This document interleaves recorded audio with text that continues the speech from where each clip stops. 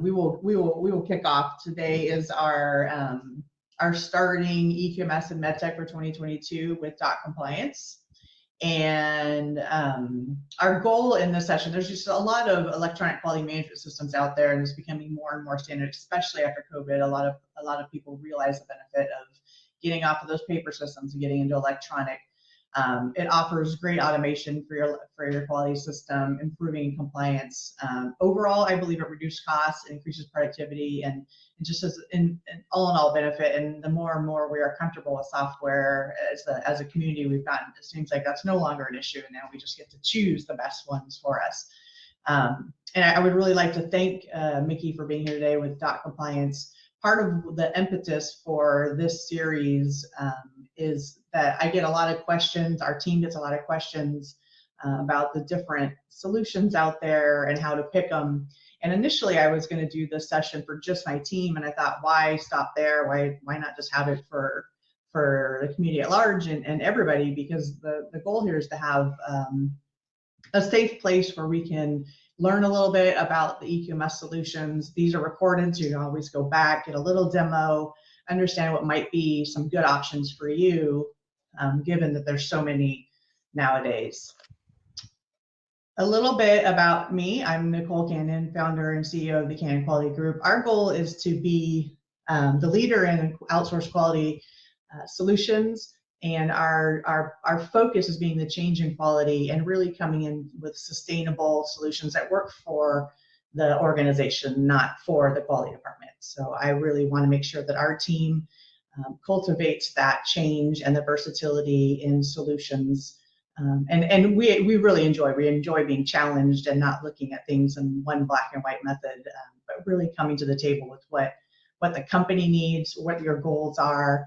And I believe that same mentality is what you need to do when you're looking at eQMS solutions, and find one that works for you. And I'm really excited to hear today for Mickey and .compliance. And on that note, I'm going to hand the baton to you, Mickey. Thank you, Nicolle, very much. By the way, I don't know if you wanted to have your camera on, but you're not on, so but it's up to you. I'm good with it.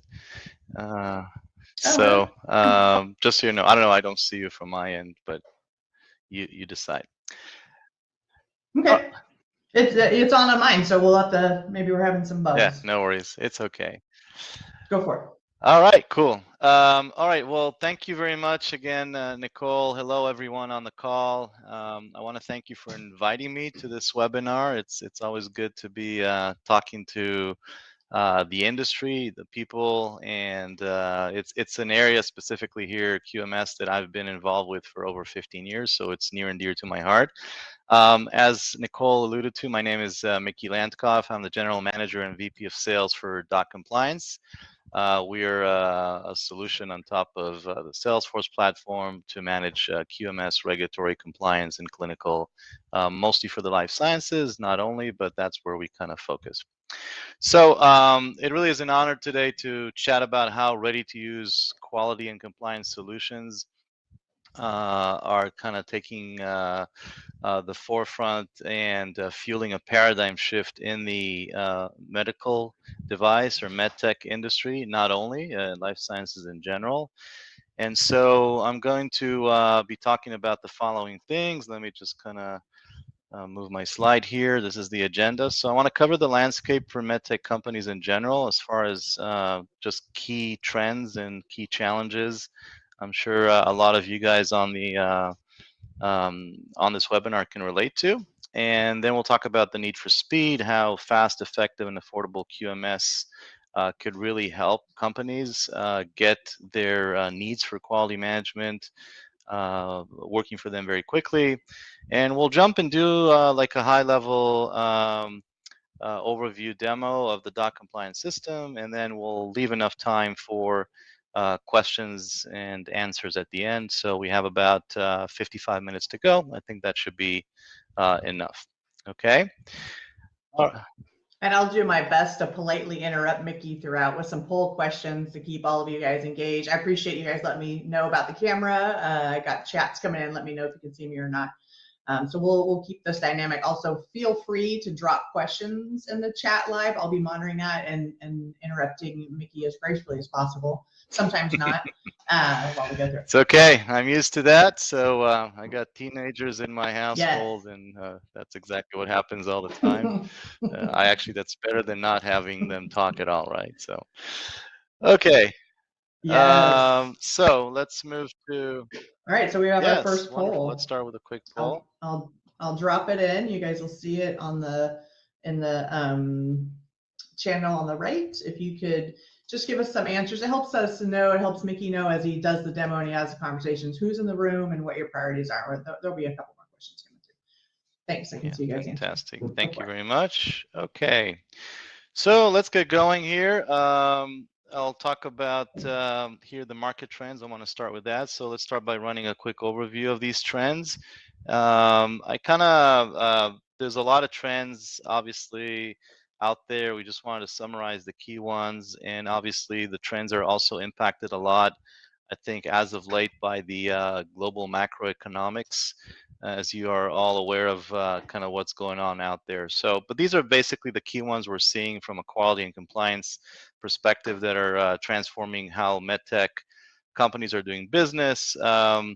In part to the speed and high volume of information that data is required for processing these days. We live in an age where everything is fast, and we're dealing with a lot of information, volumes of information that need to be processed pretty quickly. So mostly around that, paper-based or Excel-based solutions, who used to be good enough, I want to say just years ago, are just not cutting it anymore, especially for small emerging companies, I want to say, until they reach a certain size. They're no longer feasible. They create gaps and inefficiencies, and become very quickly something that is a burden and hard to maintain. So, so that's one part of it. The other one is the continued globalization trend. Although it was kind of hindered somewhat by COVID, it still is to some extent. We're still seeing issues with supply and demand and gaps, right, across the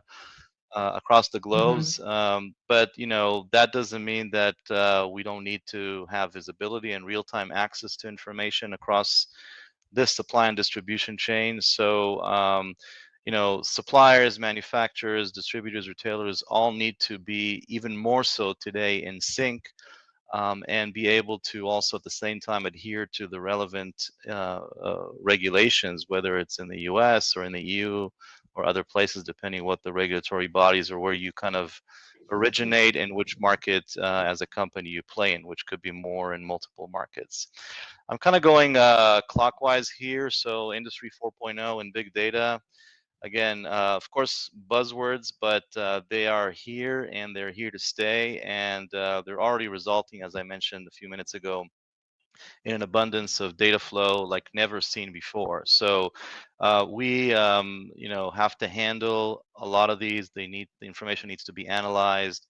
It needs to be presented in real time and in a meaningful way for decision makers to be able to make the most out of it. So that's just something that is critical, and you have to have the proper solutions to be able to really kind of make the most out of this data, because it's just going to even become worse in many ways, right, in terms of how much we have to deal with, and just being able to kind of sift through everything to get the meaningful information. So I think this ultimately this goes from all these into this. The demand for easy to deploy solutions in general are becoming more critical. So again, in the past, a lot of the systems that supported the different operations in the life cycle in medtech used to be on-prem, used to take time to set up and configure and organize and customize.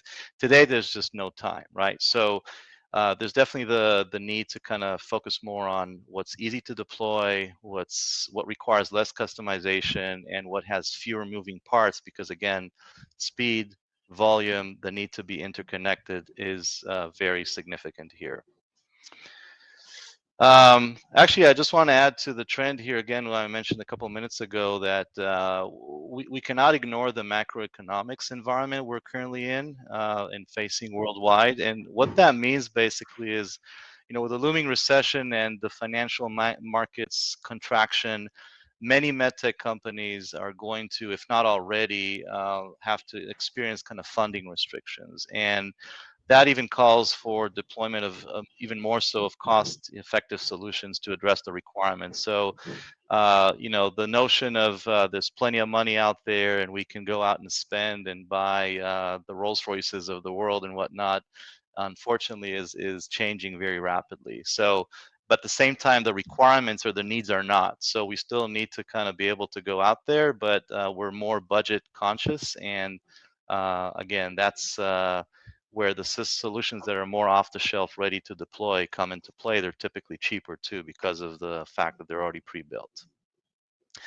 Okay, so that's kind of around the trends, and I wanted to just kind of focus on general challenges. This has been around for quite a while, hasn't really changed. Some of it becomes more critical, especially in the post-COVID era. I don't know if I can even say post-COVID because it's not really post. It's just a different era around COVID being around us. So, starting with number one challenge is still, anyway you look at it, compliance adherence with the different regulations. Some of them are listed here, not all of them. You really, and as a medtech company and a life science organization, oh, I can see you now. There you are. I changed. Okay, the setup.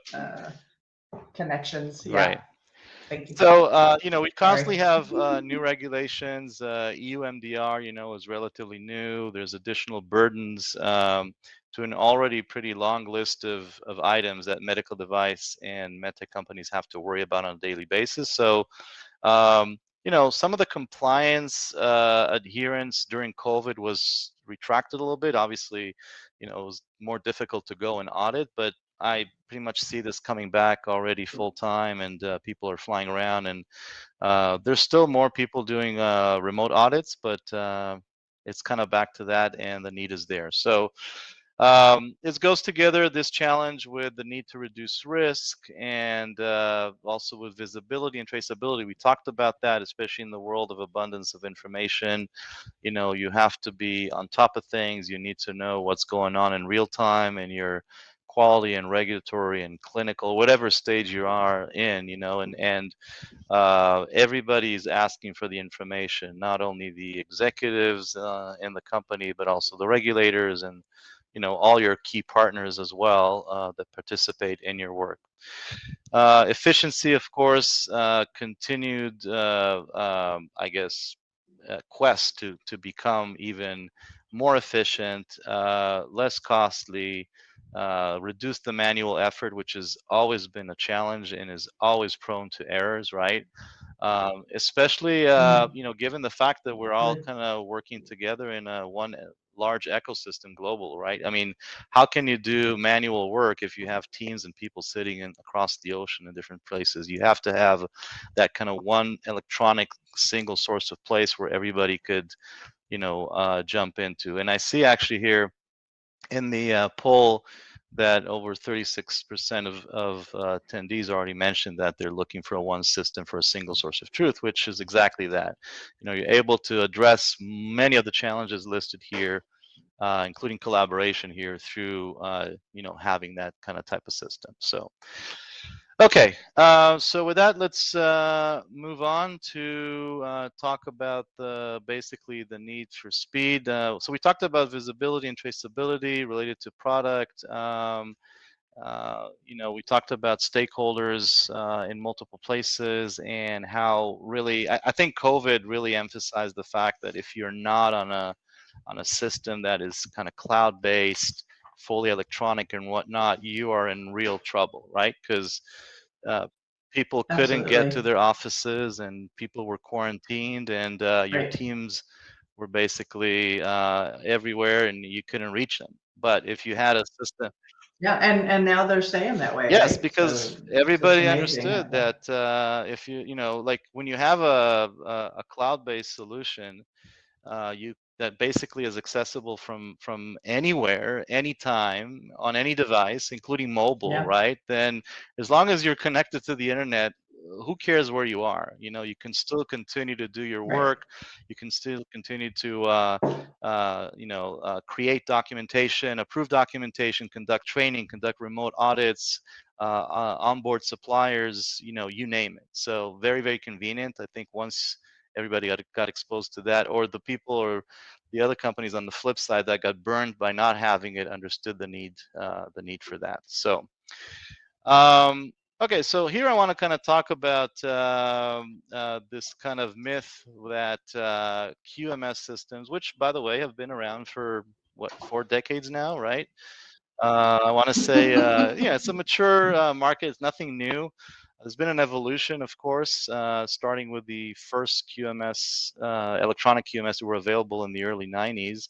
But, it still has been, over those decades, a journey of months or years to implement these type of solutions, which, this is exactly the type of paradigm shift that we're starting to see and trying to kind of push in the industry, especially I want to say with even the small, medium range of medtech companies, emerging companies, right, where you don't have time and resources and money and whatnot to spend on these lengthy types of implementations. So basically, the thought that a QMS has to have I don't know, a six-figure number attached to it in order for it to be, real and good is just something I feel that is a thing of the past. That they have to be complex, that they have to be, they cost you an arm and a leg, to implement and require so many resources that are going to be locked now in doing the actual work and validation and whatnot.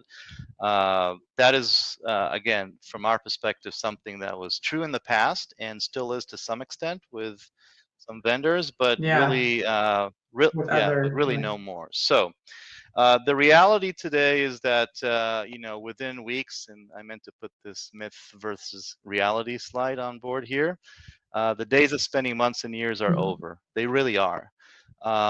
Because today there's a lot of options, to basically take best practices, tried and tested, proven, regulatory approved as well, approaches to business processes in QMS and have them be pre-built, and essentially as if you go into an Airbnb house, right? The rooms are all furnished, the appliances are there. You just have to bring in your clothes and start, using the Airbnb and enjoying it. You don't have to furnish everything whatsoever. So that's a big shift that I think is going to be staying with us. So kind of this slide talks about the typical approach. Where a lot of the challenges, or what used to be, right, where the QMS provider used to ask the customer for their requirements, and then they would go and do their thing and configure or customize depending on what type of solution it is. A lot of the back and forth interactions, which would take quite a bit of time, until you kind of hit that stage where everybody is in agreement that this is how it needs to be. And of course, a lot of the setup then is very unique to the particular customer, right? It's a custom Right. configured or customized solution. So, and then of course we live in life sciences. Our solutions have to be validated. So you go into a whole validation effort, which is a whole other headache, right? And nobody likes validation except a couple of people that work in that space that I know. And so, yeah, so again, it's a very kind of lengthy, typically 6 to 12 months in duration type of work, and a lot of technical challenges to overcome, and then the validation becomes the focus. And then guess what, if you want to benefit from some enhancements to the solution you're working with, then you have to go through the whole thing again, right? Because you're changing things and you have to revalidate and so on, which is a pity, because Mhm. then a lot of customers just, they postpone, right, the need to update and upgrade the solution, and they don't really benefit from ongoing enhancements that are available all the time, which to me is quite a Right. miss. So um, Right. I mean, here you are, you pick a solution because you want to stay up to date, you want to stay current, and then you hold off on the new version Yeah. for this It's other. really, I mean, I've known customers that waited 2, 3, 4 years, and it's unfortunate because, Oh, yeah, there's 100%. so many things that they Yeah. can benefit.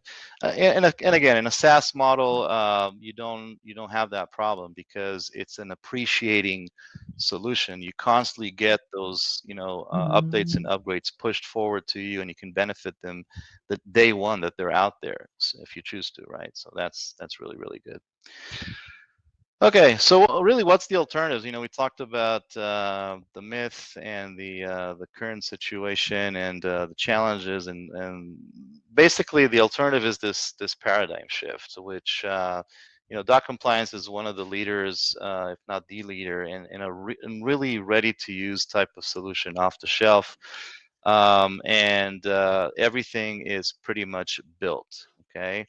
There are many benefits to that. We basically did all the legwork. It's all based on best practices, industry standards, GAMP5, also the collective wisdom of our clients. Everything clients contribute all the time, to the benefit of the overall platform that everybody uses.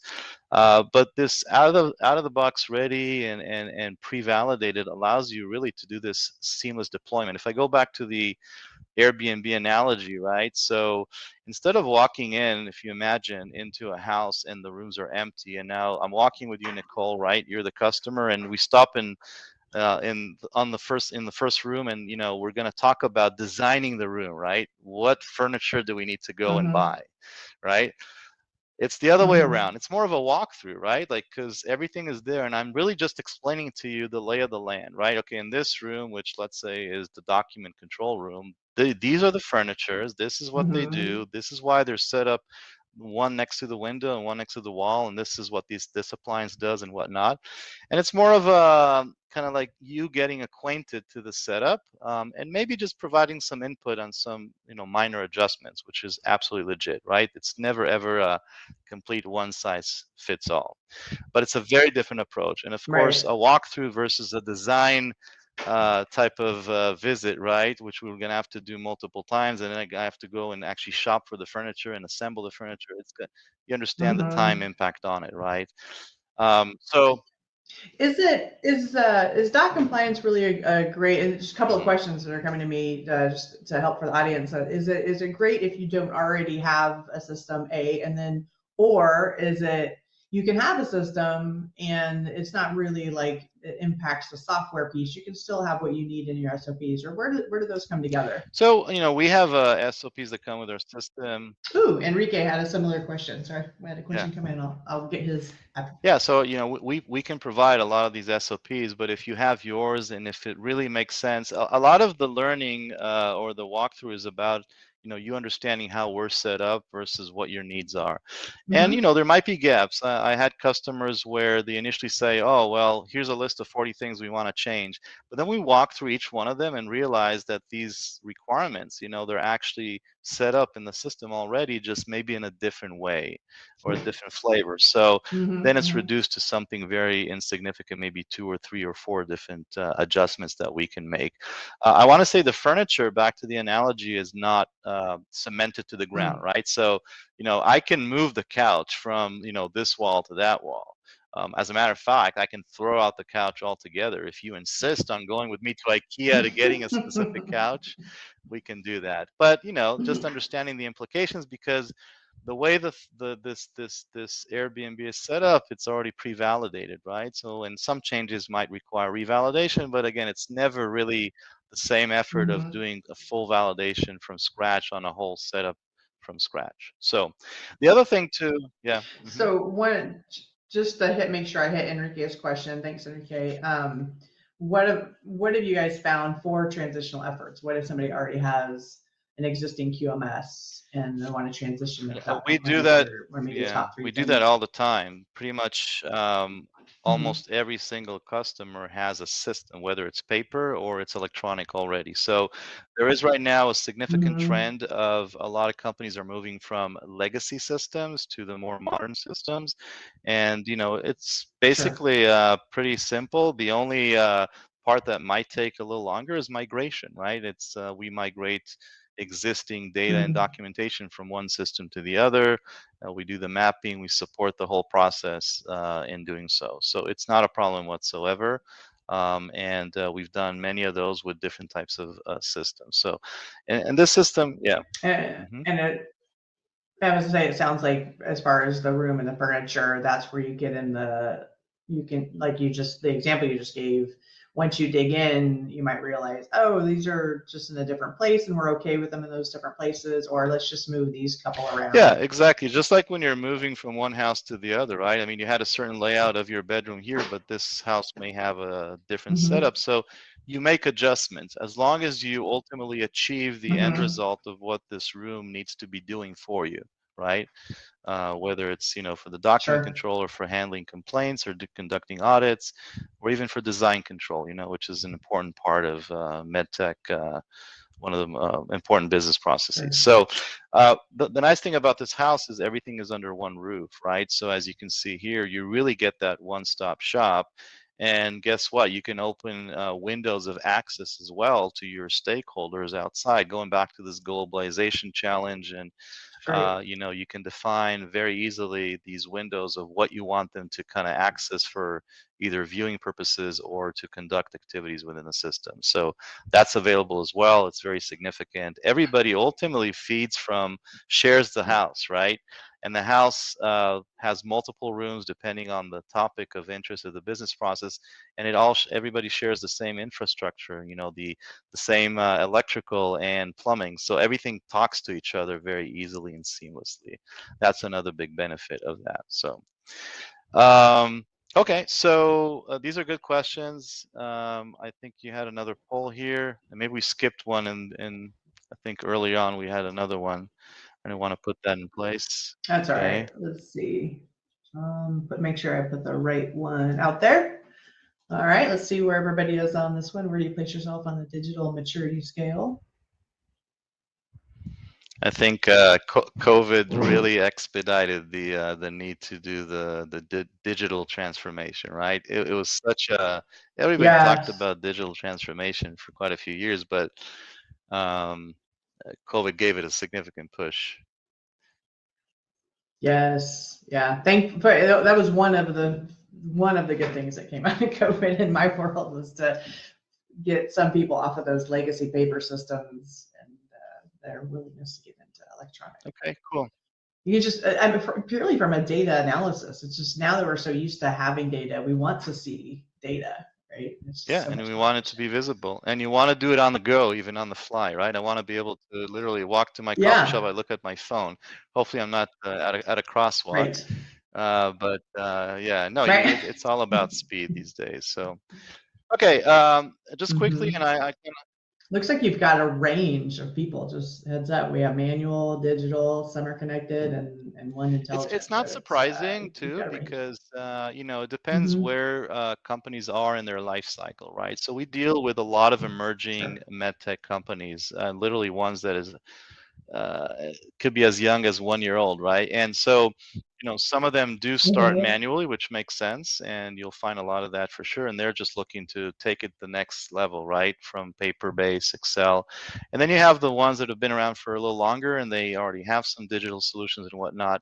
And maybe they just want to take it to the more efficient type of level, right? Where it's just that one-stop shop. Everybody kind of feeds from that one single system and whatnot. So yeah, it's not surprising to me to see the results. Okay, this I'm not going to spend too much time on this. Just a little bit about us. We're built on the Salesforce.com platform. For those who don't know who Salesforce are, it's a multi-billion-dollar company. They're the ones who basically pioneered CRM in the cloud back in the late 90s, early 2000. Very solid platform, which allows, again, for this cloud participation by anyone. This ecosystem, which is very rich and has a lot of capabilities, very heavily secure, which is very important, of course, in our world, the regulated world. We benefit from all of those, and we support, all the different regulations that matter to clients in life sciences. So, moving to the next slide here. Ultimately, again, when you have, as I mentioned, everything in one ecosystem, and again, related, I keep relating back to this house example, the Airbnb, because I find it just resonates with people. Everybody's been to an Airbnb, I assume, right? Sure. But it's just like Sure. everything under one roof, and you can see that from a QMS perspective, down here, you get the full kind of end-to-end visibility for what you really need in just a few clicks, and that's really critical. Not only that, a lot of what's in there is not just necessarily reactive; it's also proactive in the sense that it pushes to you information when you need to know about things. Especially if things are not going out the right way, right? You need to know as early as possible and not have to deal with a situation where there's a problem, it's too late, and now you're dealing with recalls, which I think we've seen quite a bit this past year or two. I was just reading yesterday again about the Philips recall, all their, a bunch of ventilators, CPAP machines, and whatnot. It's really bad. It's crazy. I think it's been they say it's costing them already close to $1 billion just a recall on that. So, needless to say, Mm-hmm. quite important. So just to kind of summarize the key attributes of using a true SaaS QMS, hopefully ready to use, pre-configured, integrated, ability to expand, of course. One thing I think, again, is important to note that just because it's ready to use and out of the box, it doesn't mean that it can't scale, that it can't expand, that it can't adjust. As I mentioned earlier, the furniture is not cemented to the ground. Nothing is hard coded, but the base Mm-hmm. point where you start, all of it is in there. So that's important, and you can't. Right. And you can bring in other furniture or For fill the fridge sure. I with mean, the food. business Right. changes all the time, the needs change all the time, and companies grow, Mm-hmm. and you need to be able to accommodate that. Not only that, you can't be just a house on an island, right? You need to be able to Right. interact with these other systems in an ecosystem, an IT landscape, right? Like ERP and HR and even MES solutions, PLM Right. solutions, and whatnot. So, um, It's a really important nuance to accentuate because I do think, there's in the years that I've been working with quality professionals, you do tend to have people who want kind of like some rails to run on, and other people who are like your full custom people, right? And so it's good for them to know just because there's a foundation and a starting point, it doesn't mean you still can't have what you want in there, right? Exactly. Yeah. And the starting point is That's actually a really very key. good one because it basically has covers all the bases of what you need. Mm-hmm. So yes. That's Okay. great. Mm-hmm. So again, just summarizing this, and I want to jump into a quick demo to allow time. The key messages that we try to kind of really push forward into this industry is, don't waste time and money on customization. That's a big one. It used to be like this, and for years, these systems have been heavily customized, which have all these different impacts we talked about. Very kind of rigid and do not allow you to be flexible the way you should be Mm-hmm. because of the environment we live in today. With the speed and globalization and so on, and the amount of data. So. And again, legacy QMS solutions are still out there, and they uh, they still promote this. Unfortunately, I think again, all due respect to them, we've taken a step forward, and things have changed, and we need to adopt to that. So, as it says here, cost and complexity and quality and compliance management shouldn't be the norm anymore, and it makes absolute sense to start quickly, get up and running, and basically, the companies should be able to focus on what really is important for them, which is getting their products to a commercial side level and out the door, right? Hopefully with approvals from the FDA. Right. So I think I'll wrap up with this and jump into a demo. We want to answer any Let's dive questions in. at this point? No, we're good. We're rolling. Everyone's fine. The one answered remotely Okay, here, but so I'm dive in. gonna Let's share see my it. screen and Mm-hmm. tell me when you can see my my Salesforce screen We here. got Yeah, you. What's okay, up? perfect. Mm-hmm. Okay, so this is going to be like a 30,000 feet overview, right? I mean, obviously we don't have a lot of time, about 10 minutes or so, or 15 minutes, but just to kind of give you a flavor of what I mean or what we meant by this discussion of truly ready-to-use systems. Again, this is just a solution, a QMS solution that's accessible from anywhere, anytime, on any device.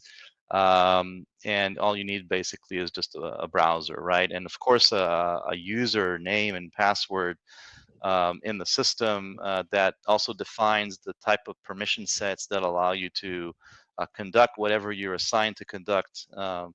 As a quality manager or a document control manager or a complaint handler, it doesn't matter, right? You can define at any given time Mm-hmm. who can do what, who can see what, and get going. And as I mentioned too, the ability to also open up this exact system depending on the permission sets to external stakeholders, right? I mean, you can even open this up to a customer or even to a regulator just for what you would like to share with them, which is a big deal. And that eliminates the need to, again, send emails, exchange emails, attachments, and all that. We know how that works.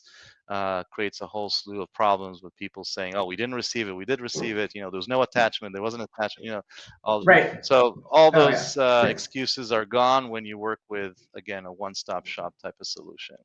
So Now I have a quick question. Is this dashboard part of the furniture, or is this everything like, does each user have a everything I'm like a? showing you here is part of the furniture. So the system comes with Oh, okay. a dozen dashboards preset. So this is like this QA Mm-hmm. management dashboard is actually available already out of the box. Once you start putting in your data Mm-hmm. and documentation, it'll populate these you know, mini kind of graphs and screens.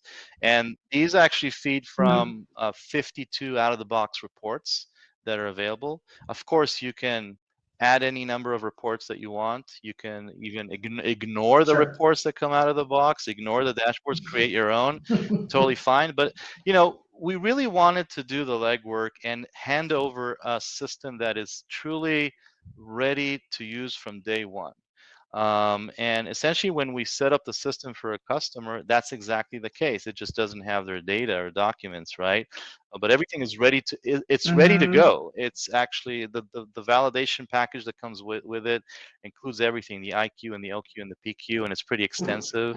We had customers go live in literally a week or two. I mean, crazy. It's some stuff that it's unheard Nice. of, right?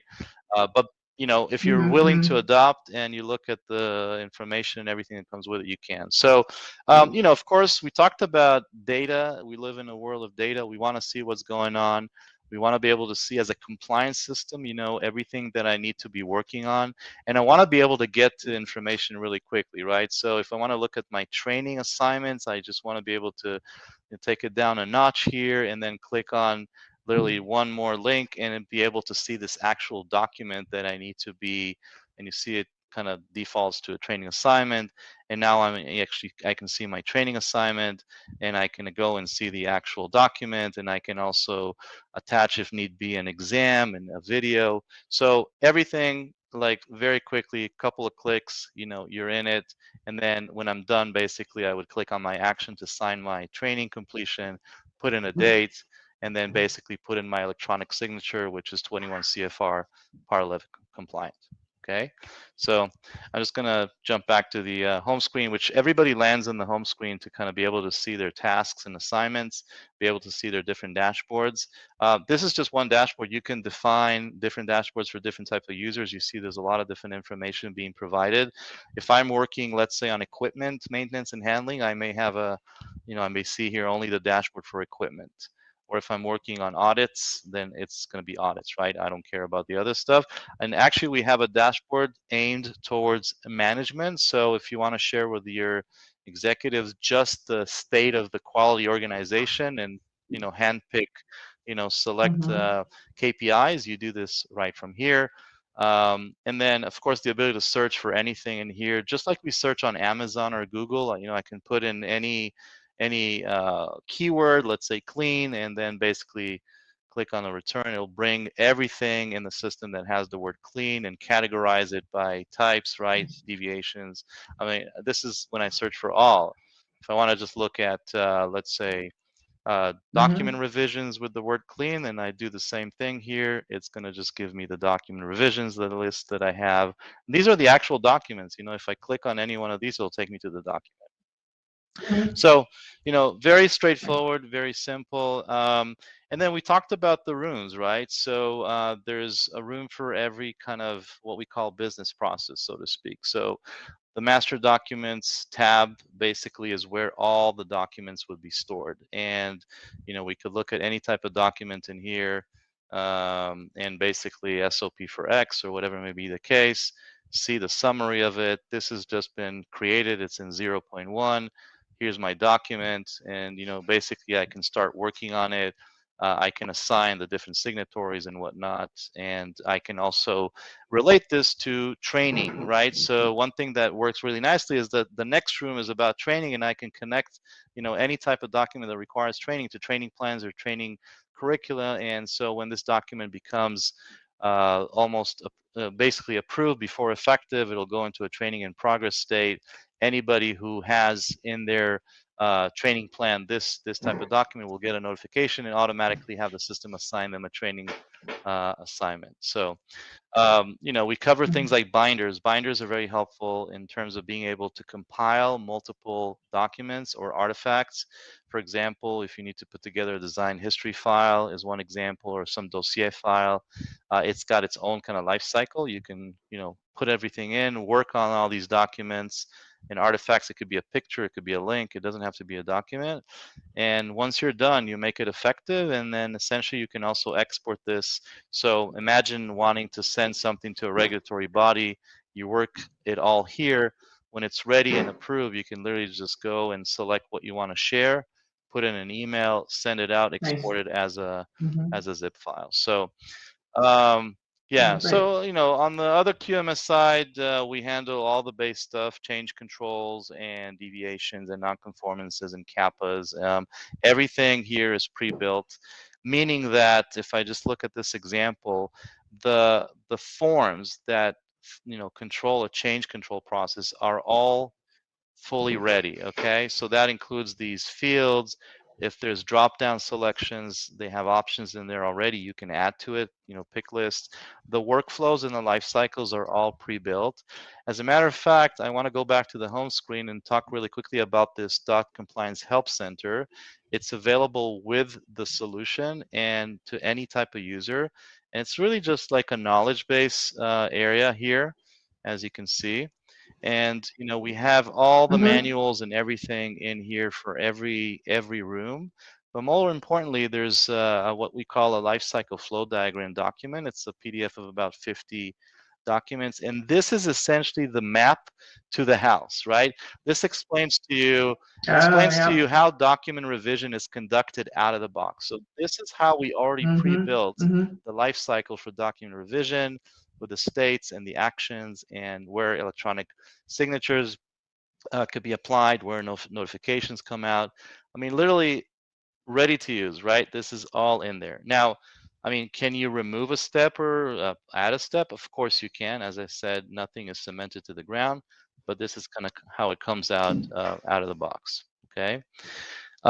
So yeah, we have a very extensive set here. I have here also an example where we handle design control. This is important for medical device companies. It's also pre-built, in terms of a solution where you can manage your program elements, and you can manage, put in the technical files, work on the design sets for the user needs and inputs and outputs, and the traceability is actually linked in here between the actual sets and the inputs and outputs and the needs, right? All linked together.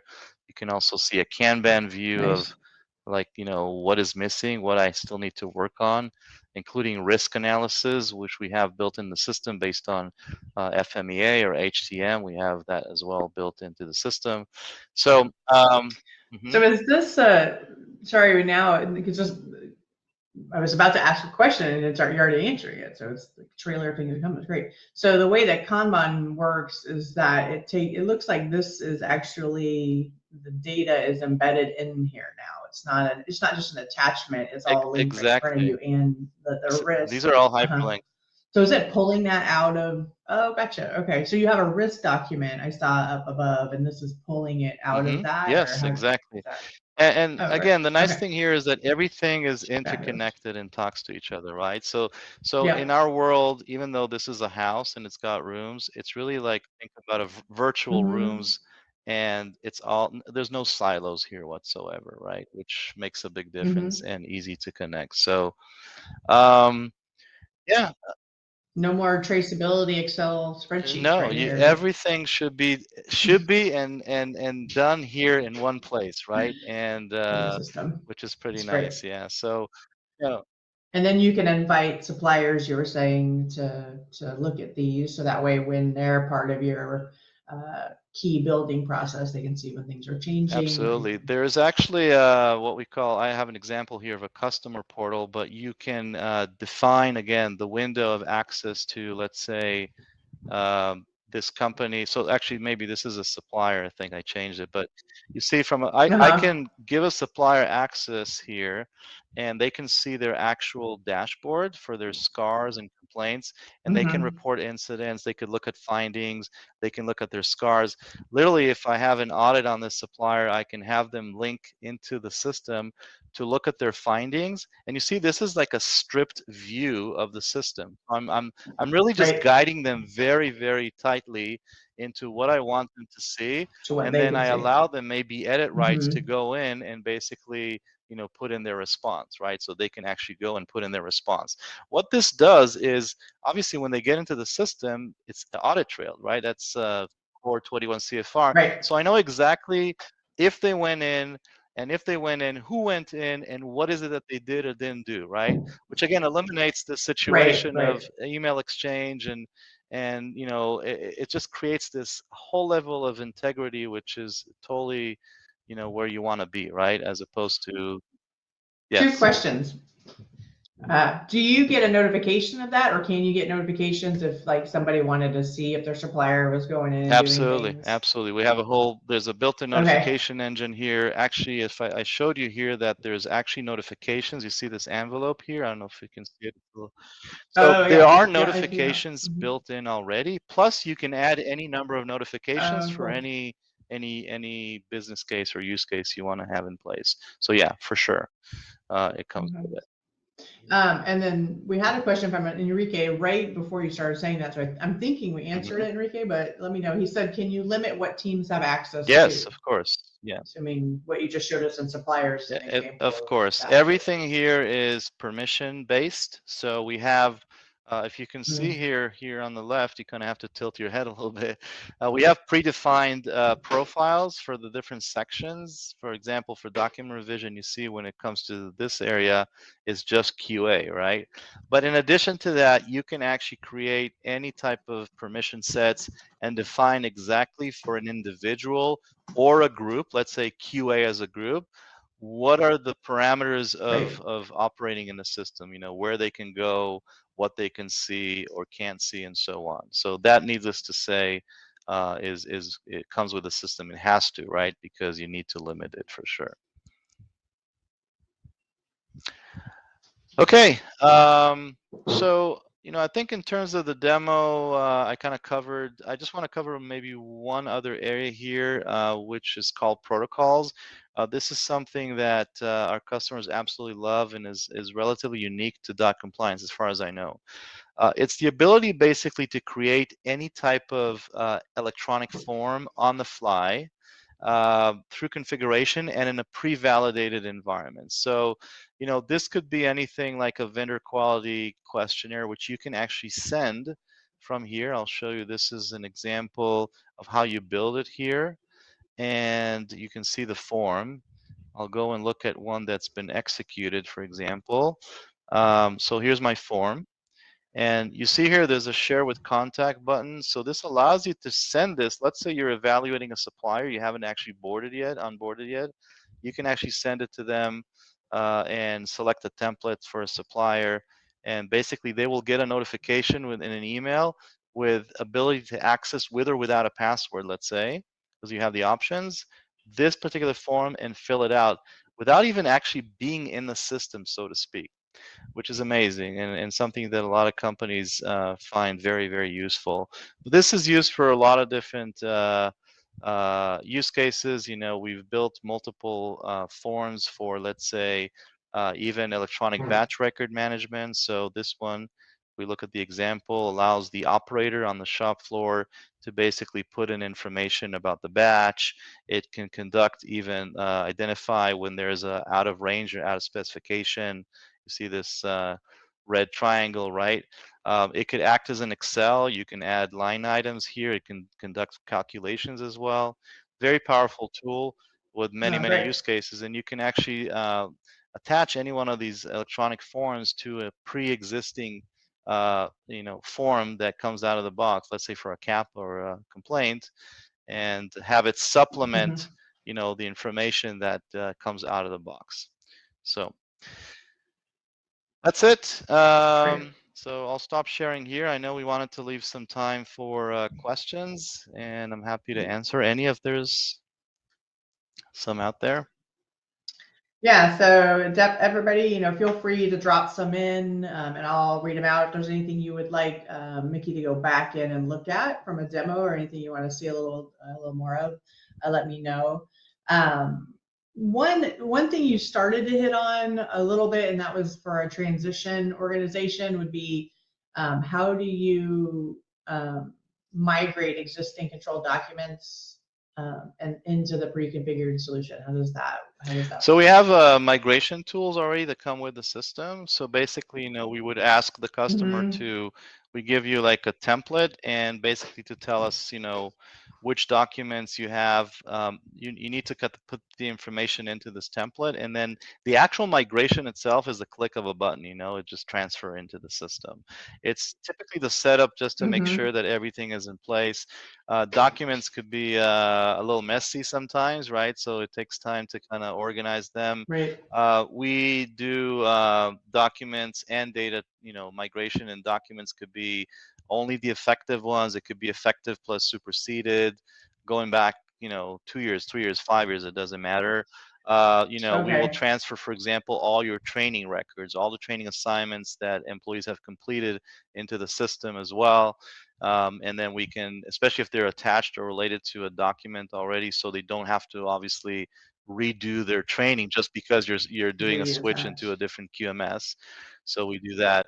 Right. We handle anything from like 20, 30, 50 documents to 500,000. We completed a couple months ago 1.2 million, volume of record migration Wow. from a legacy system. So, but we have the tools, we have the know-how, and we very much are able to kind of basically bring documents from any system.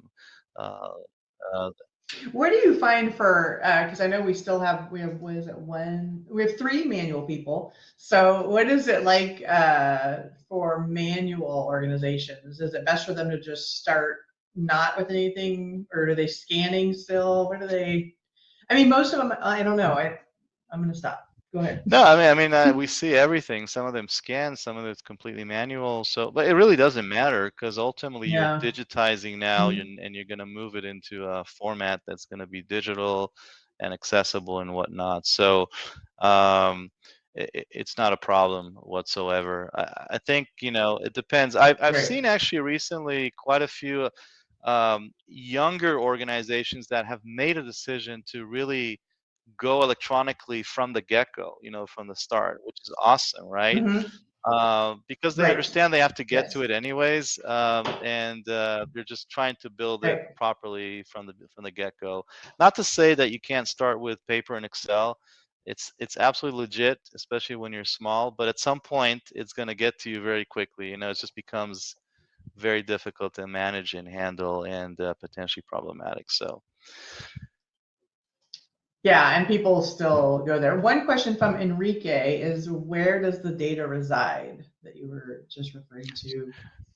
Yeah, so we're on top of the Salesforce, platform, and basically all the data resides in the Salesforce infrastructure. So they have data centers worldwide. As a matter of fact, you can, as a different customer, maybe I have some customers in Canada, and they don't want their data to reside in a data center in the U.S. So it could be, a quick, easy request to have it done.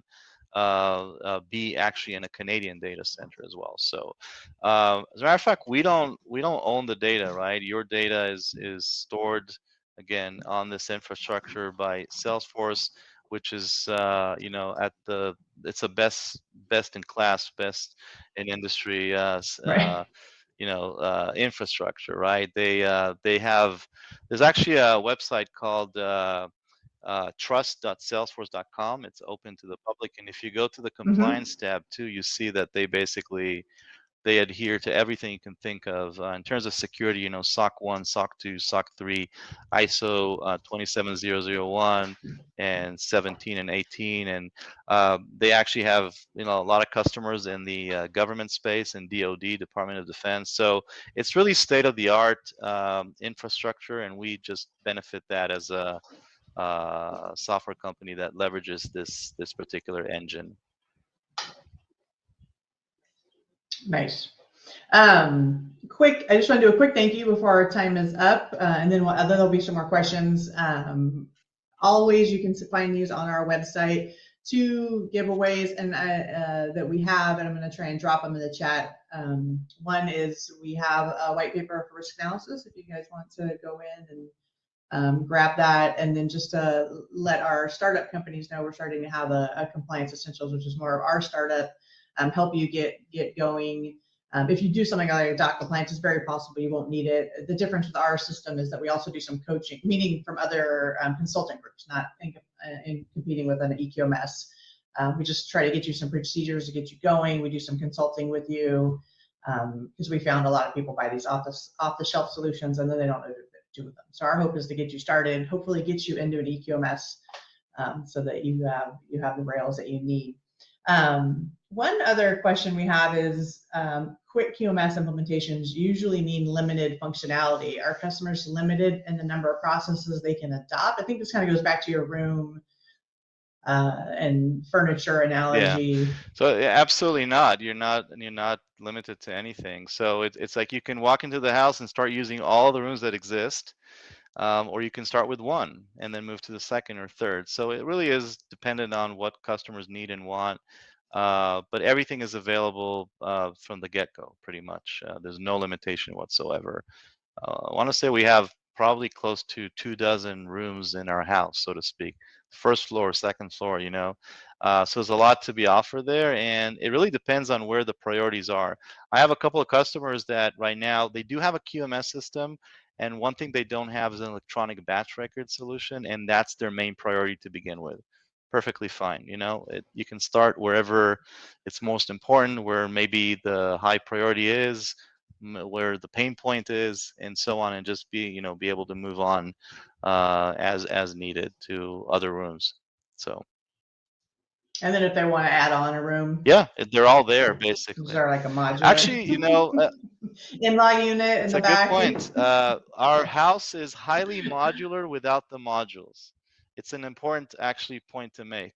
So we don't sell modules. It's all there. It's there. Basically right. Everything is driven by users. So and actually, if you have a full user license to our house, you can roam the whole house and access all the different rooms, right? So it's kind of driven by that, but it's not that you have to then ask for another room to be added. It's there. Everything is there, which is again a big deal, and makes it so much easier to kind of expand and move, as needed. So that's a good point. Yeah, it's important, and that is really important because to just know that you have access to everything. You don't have to wait. You don't have to only have pay more and you get this next bit. because it just dominoes through the validation, the setup, everything. To just get it going. Yeah, we really are trying to make it easy, you know, and like I said, changing the paradigm means like giving all access to all of this from the get-go, and we want customers to focus on, you know, their real core business and getting their products out the door and Yep. not have to worry about, you know, quality and regulatory and clinical systems that, you know, take forever to implement and then to maintain and whatnot, just trying to make it all much easier, but of course without giving on the value and the importance of it, right, in terms of the capabilities. So Right. you're getting all of that, but you're not. Yeah, I don't know if it's a good analogy to compare cars, right? You're getting a Cadillac at a price of a Toyota, maybe, right? Because it's all there. So sometimes people think that cheap is Nice. meaning something's wrong with it, right? Or it's not, you know, you get what you pay Right. for. Well, no, that's not the case here. So Right. You get good value. And it's important because it gives the like what you were just saying was, you know, it gets us all back to helping patients and getting devices out to patients and impacting people's lives versus spending time exactly. here. And thank you again. It looks like people are starting to exit. Stay true to our time. Awesome. Thank you, Nicolle. Yeah. This will. Yep, and this will be on posted soon. Wonderful. Thanks, everybody. Have a Thanks great again. week. Appreciate it. And thank you, everybody, for joining. Take care. Stay safe.